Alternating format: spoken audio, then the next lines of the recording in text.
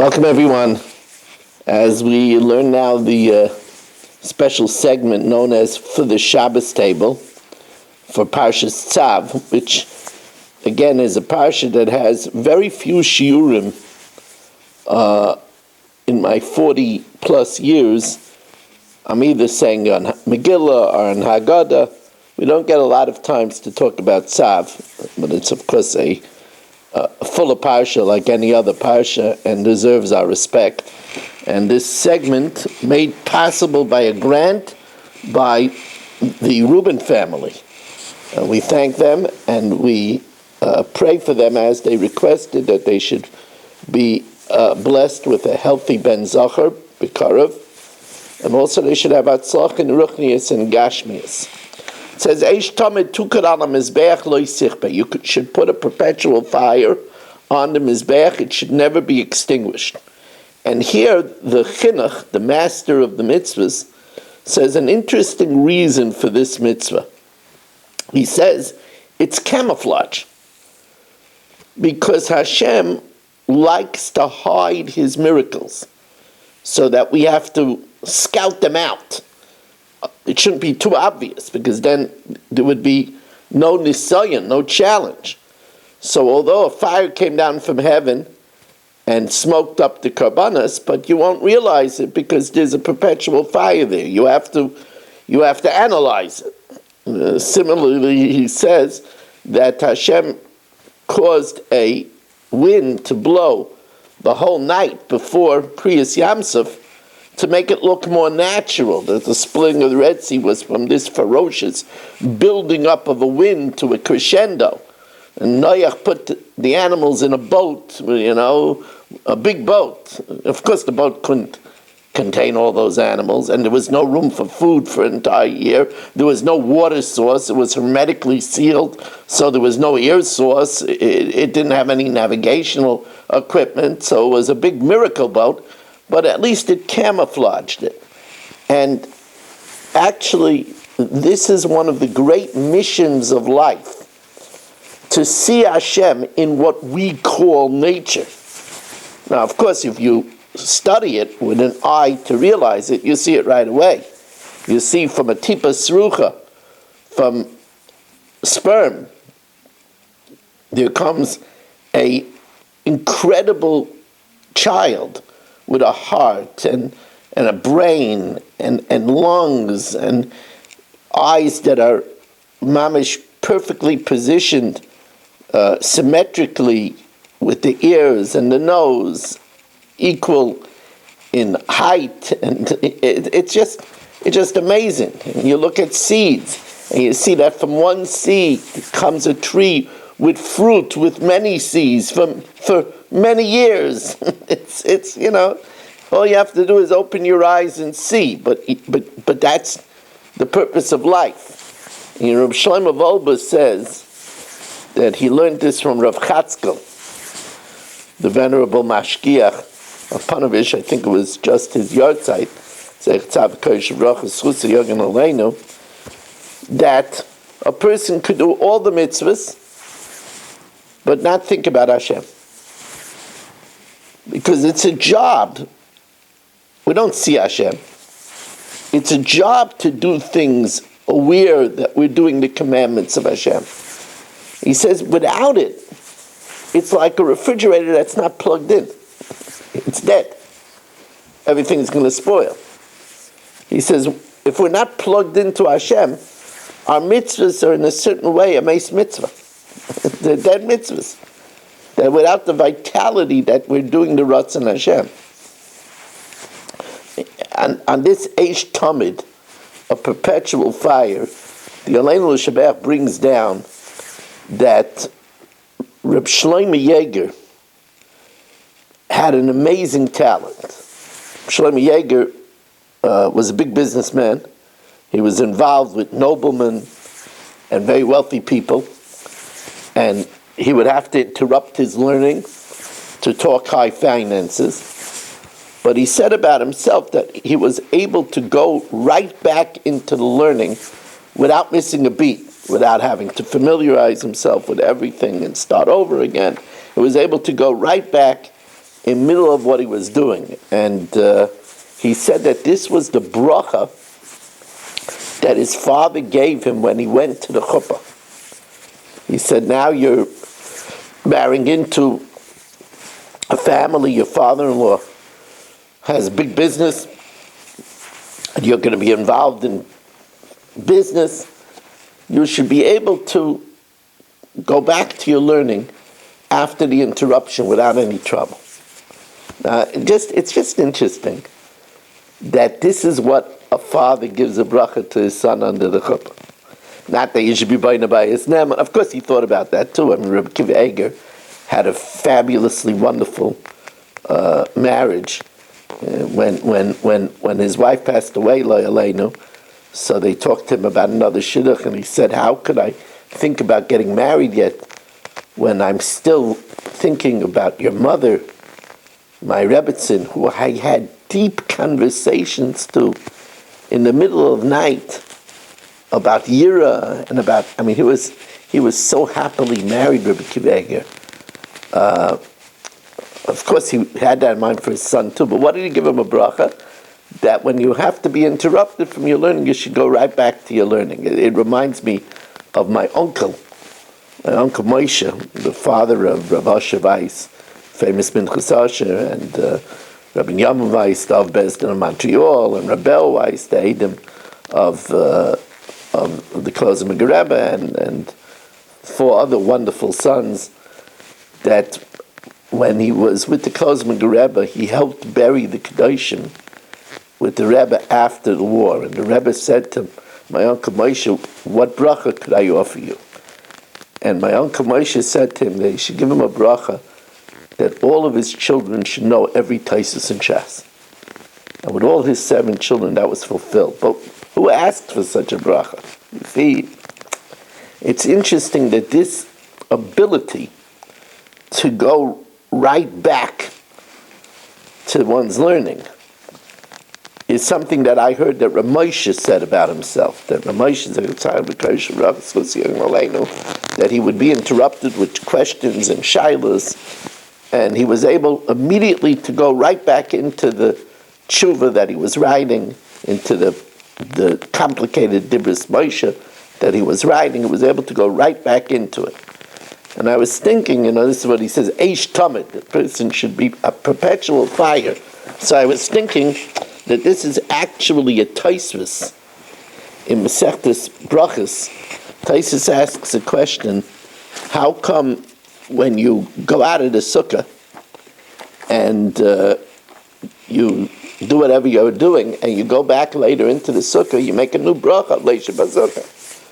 But that's not the same thing by Torah. You make Birchas HaTorah in the morning, and then you interrupt it with work, and then you come to learn in the afternoon before Mincha. You don't make new Birchas HaTorah. What's the difference? So Taisus says an amazing thing. Taisus says a Yid is never mafsik from learning. He's never masiach das from learning. And that's why at least by these Gedolim, even when they were interrupted, their mind was still on the learning, that they should be able to go right straight back in it. Now I'm going to talk about a very important subject. Vatikohel ha'eda. The congregation gathered. Rabbi Zilberstein says that somebody came over to him, and it's very nageh. We're coming up soon to Shabbos HaGadol, one of the premier drushes that the Rav gives for men, women, for the Kehillah. So the person asked him that he feels that he would benefit more continuing his regular learning, whatever he's learning Marashi Taisus, whatever he's learning, than to go to the drasha. So does he have to go to the drasha? So Reb Zilberstein told him that the Chassam Sofer, Tzav in Parshas Matis, talks about an interesting similar question. He says, what would be if there's 2 chavrusas, we'll call them Ruvain and Shimon. Ruvain tells Shimon, you know what? Shimon, you go to the Shabbos HaGadol drasha. You listen to what the Rav has to say. And I'll learn the halachas that I'm learning, and then we'll swap. I'll tell you the chidushim in the halachas, and you'll tell me the drasha. So Chassam Sofer says it's not a good idea. And to quote the Chassam Sofer's Lashon, it's a very revealing Lashon. Kisha harav doiresh u'moichiach l'kvod shemayim. When the Rav gives a drasha and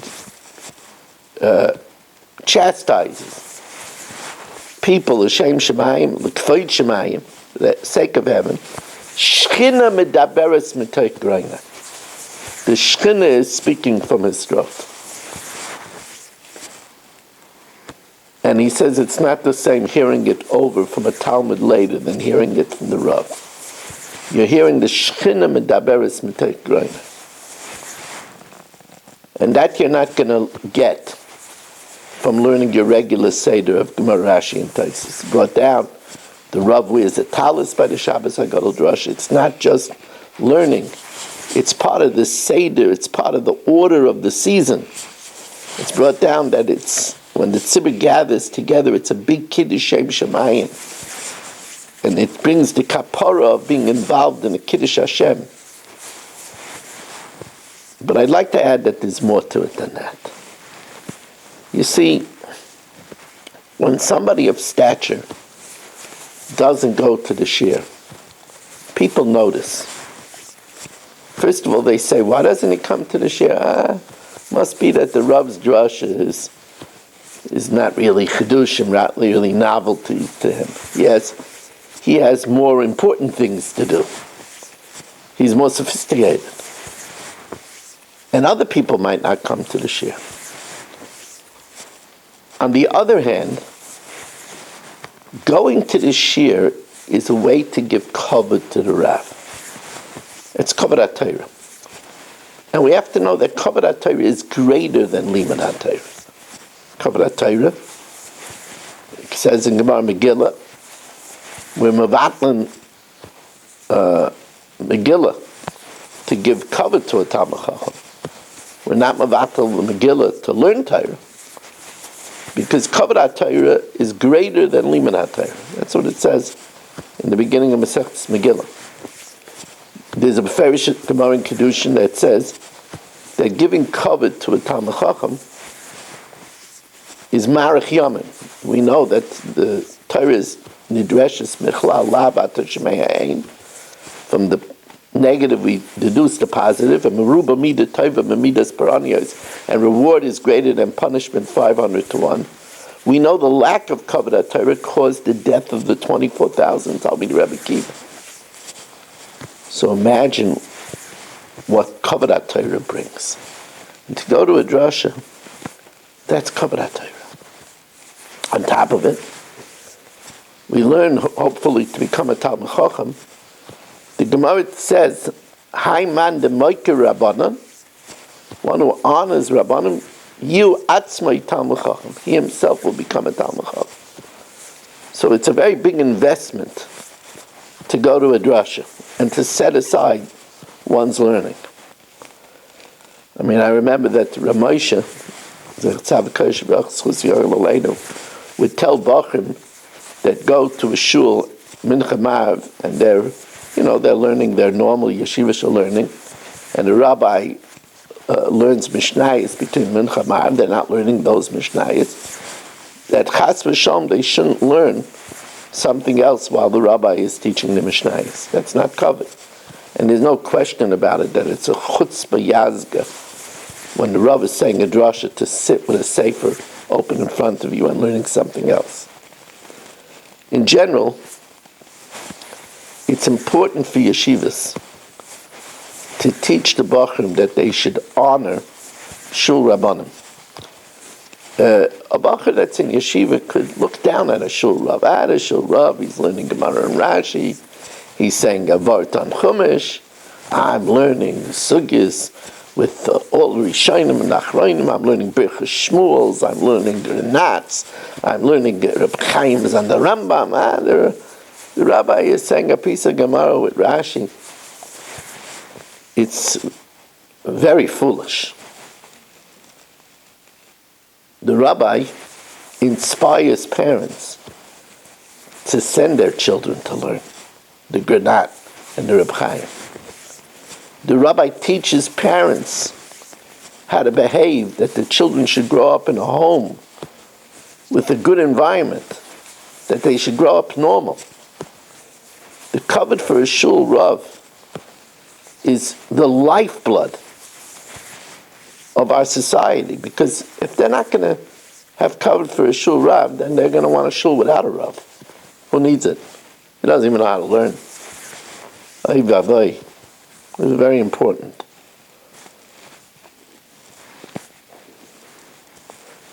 Vayomer Moshe el ha'eda zeh hadavar asher tziva Hashem la'asais vayakrev Moshe es Aaron abana vayirchatz oisam b'mayim.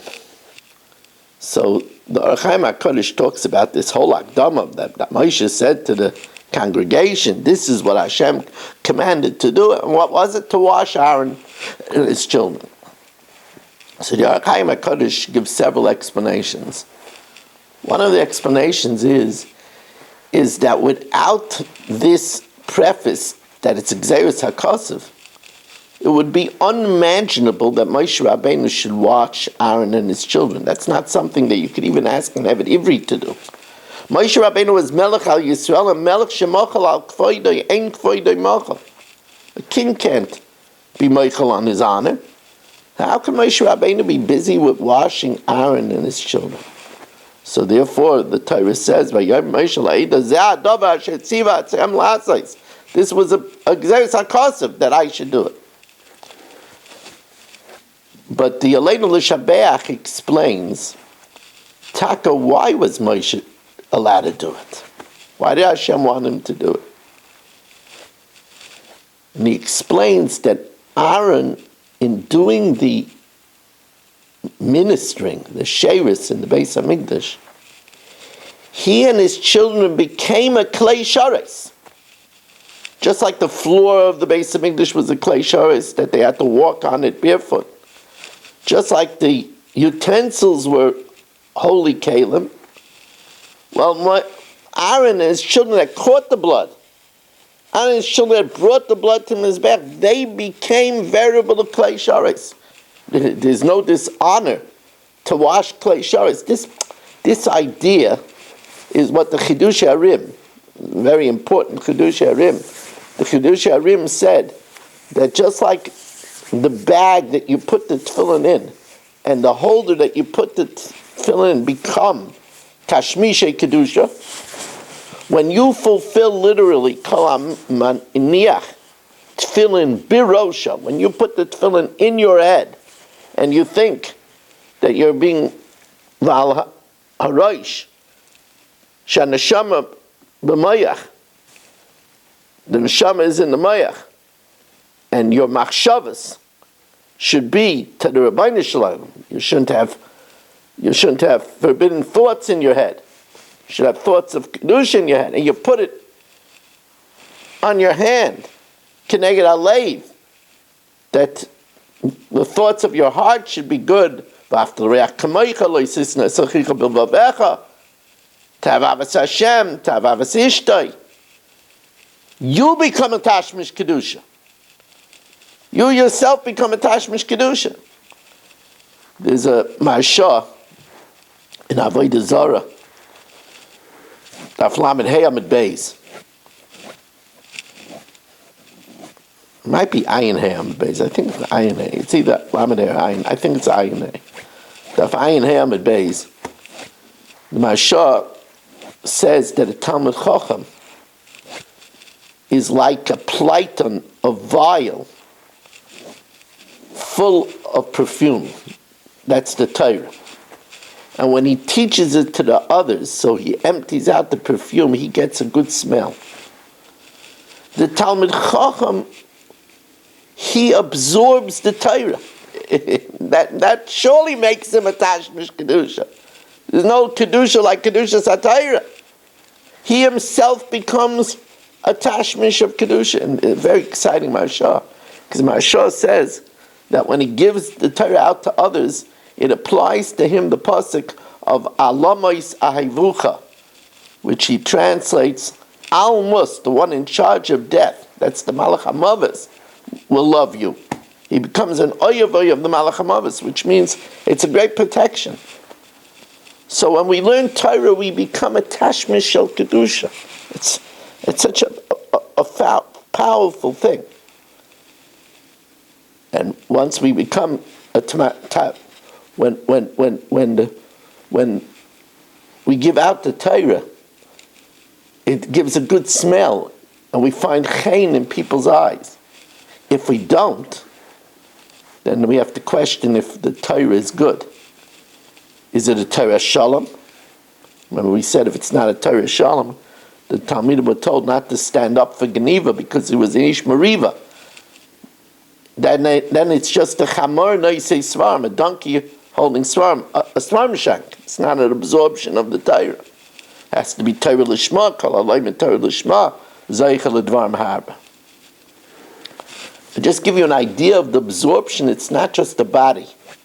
There's a famous Maisa from the Tzav Sefer, handed down by Messiah. This is a legacy, this Maisa.